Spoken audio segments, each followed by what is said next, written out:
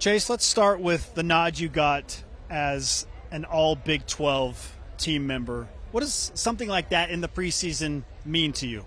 I think it's great. I think it helps with the draft process as well, just getting your name out there. Ultimately, it's media, social media, just opinions, and you need to go perform in the fall, right?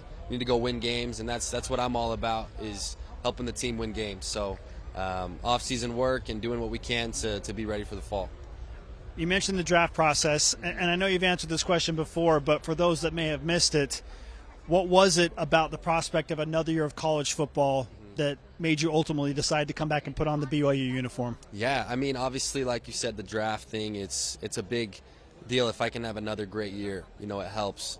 Also, just being in Provo another year, the opportunities that I've been able to have doing a podcast, doing just other stuff, running camps, being around the youth of the like the church, and all these things that I really wanted to do in the off season is what I've been able to accomplish, and it's been pretty cool, pretty miraculous, and just a lot of prayer went into it, and ultimately I felt this was the best decision for me, and it's been pretty cool to see the opportunities that I've had. So I know that you had an idea of what was going to happen at quarterback, and then it was flipped on its head with the pending transfer of Jake Retzloff, and so now there's a quarterback battle. So how has that challenged you and changed things for you in your position as a wide receiver? Yeah, I'm just confident in our team. Like, there's no just one person that's going to win us games, right? And I know the quarterback and receiver relationship is huge, and I feel like I've got a great relationship with all the other guys as well. And we've been working, we've been getting the reps in, so I'm not tripping by any means, little slang for the new guys, and but it's a lot of confidence, that we have in whoever steps in, whoever wins that battle. So I'm excited to see who does that. Yeah, what specifically are you working on with those other quarterbacks, Trayson Bourget and McKay Hillstead, and now Barrett Bachmeier getting implemented in? Yeah, just a lot of reps, a lot of timing, a lot of going through the plays, talking.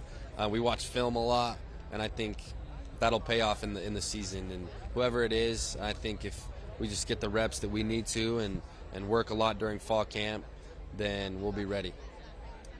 I know that chemistry is kind of this amoebus idea. Like, how do you know when you have the proper chemistry with a guy like that? Like, how would you explain it to someone who's wondering, like, okay, I'm in a good place now with whoever the quarterback is. How long does it take to get there? Yeah, I think, honestly, it's something that is built off the field as well. It's not just reps. That does help, but it's, okay, do I know this guy? Do I know his family?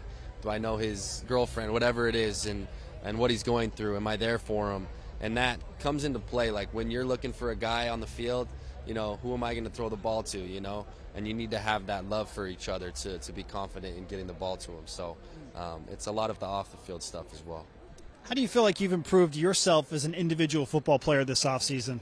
Yeah, I think focusing on the little things, the fundamentals of the game, being able to take it to the next level in the film room, I think has been the biggest thing, and understanding different pressures and fronts. What the quarterback sees is what I want to be able to understand and know as I'm out on the receiver position. Chase Roberts with us on BYU Sports Nation. As you turn the page to 2025 and look to build off what was, in many ways, a remarkable 2024, what do you feel like was the missing ingredient last year, maybe, that if you find could help this year be even better? Yeah, I think doubling down on our culture and our what we've been doing in the off season. I think that love that we have for each other, that camaraderie, comes into play when it's crunch time at the end of the games. We were able to pull through a lot last year, but we unfortunately came short in a couple as well. I think if we can come together more this year, more bonding activities, be able to have a great fall camp, I think those two games that we missed out on last year will be fixed, and we'll be able to take it into this next season. BYU kind of hung their hat on being picked 13th last year. Like, that was a motivating factor. Like, oh, they don't know, but they're about to find out. That phrase was used again and again when you're picked that low. Well, that's not the case this year. Clearly, there's no preseason poll, but BYU went 11-2. So I believe that people think you're a good football team. So what is the motivating force or the chip on the shoulder thing that you can use this year? Ooh, I think we're not a big chip on our shoulder type team. We're more do what we do. And I think we made a statement too in the Alamo Bowl. I think still people are out there, you know, they don't know, but they're about to find out. I think even in the Alamo Bowl, like that's something that's in the past that we don't want to dwell on, but I think that's the kind of team that we have, that we're going to beat teams like that every game. And it's not just, you know, pull out these close games, but beat teams by 3-4 touchdowns every game, and that's the mentality that we have. So there is a little, I guess, motivation to do that, you know, and not just skim past these games, but to show people, you know, we're the real deal. You know, they don't know, but they're about to find out, you know.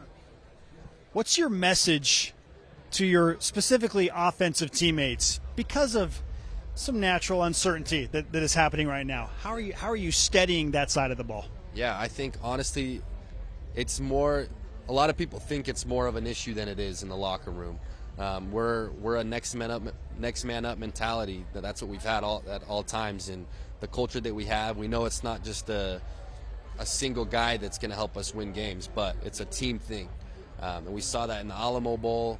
You know, I got hurt in the first drive. You know what I mean? And that goes to show me, like, my team's great. Like, I don't need me. You know what I mean? And I can contribute, obviously, and be a leader and help our team win, but it's never about one person. It's about our team. The BYU defense, I keep hearing, well, BYU's got time to ramp up on offense because they have a great defense. What do you see from the defense that makes you so confident that they're going to keep you in every game and give you a chance to win? They're just tough. I mean, we got the guys that we need to, and we got the coaching staff that we need to go win games and to go confuse people. And I think it helps a lot, obviously, on offense when we know our defense is going to make some stops. And we need to be that offense that provides the defense with that confidence that they can just go do their thing and not have to worry about teams, running up on us when we're not scoring. So we're going to be that offense to keep them in that comfortable position. A few quick hitters as we finish out. I know you've already done 1 billion interviews. So what's the strangest question you've been asked thus far? What is the strangest one? There's been a lot about, like, NIL and what other teams have offered you. Like, I guess someone said that they offered them land to go to their school and some random stuff like that. And I haven't had anything crazy like that, but there's been some funny questions about the money stuff. And but it's just the day and age now. You got to figure it out, you know. How do you navigate that question? Were you offered a parcel of land? Exactly, yeah. None of that stuff, but, yeah, there's been some funny questions like that. What's the key to getting through a day like today when it is just chaotic? I think just have fun, get to know new people, go introduce yourself to the other players. You know, we're cool with them. You know, when we step in between the lines, maybe not, but right now, like, become friends, get to know them, and I think that's the key, yeah. What are you most excited about for your final season at BYU? Just being with the brothers again, going out in LaVell Stadium. There's nothing like walking out into the stadium with all the fans. Like, it's just an emotional moment for me, and just having more of those is going to be special. Okay, and last one. Which road venue are you most excited to play in this season? The first one's at East Carolina, but you get to visit Ames and Lubbock, and Cincinnati. You're playing in Boulder. Like, which venue are you most excited to play in? I think Texas Tech in Lubbock is going to be rocking. I think it's going to be loud. Great team, so that's the one I'm super excited for. All right, Chase, we appreciate the time, man. Good luck with the strange questions that await you. Appreciate it.